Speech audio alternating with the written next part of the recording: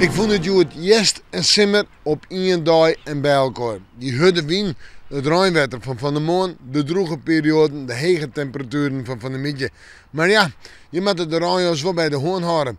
Joen, misschien nog een bui, maar dat geldt vooral voor het zuidelijke pad van de provincie. Verder lijkt het aardig droog te blijven, maar let op, vannacht hebben we toch wel weer regen en lichte regen. De temperaturen vannacht zijn tolwond 15 graden en dat is een best hege temperatuur voor deze tijd van het jaar.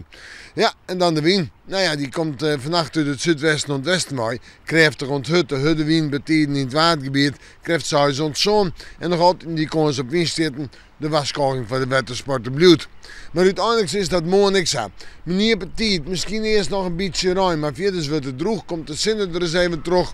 En heb ik het op temperaturen die al aardig leger liggen. Zo'n 14 en 17 graden, de hegere temperatuur in het oosten en het zuidoosten. Maar ja, daar is het wat smoeker. De windmolen uit het westen en het noordwesten waait en die is matig en krachtig. Kan eerst in het watergebied betiden hut wezen.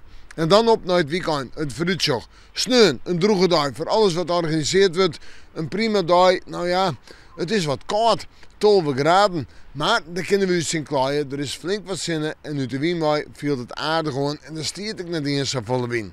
En dan zet ik terug naar het waar op sneeuw, met mijn dag, flink wat zinnen. Temperatuur is zo'n 13, 14 graden. Dus die temperatuur komt wat hoger te liggen. En man, komt die temperatuur nog wat hoger te liggen. Maar zinnen, maar bewolking en droog waar. We moeten morgen maar weer even in het waar zijn.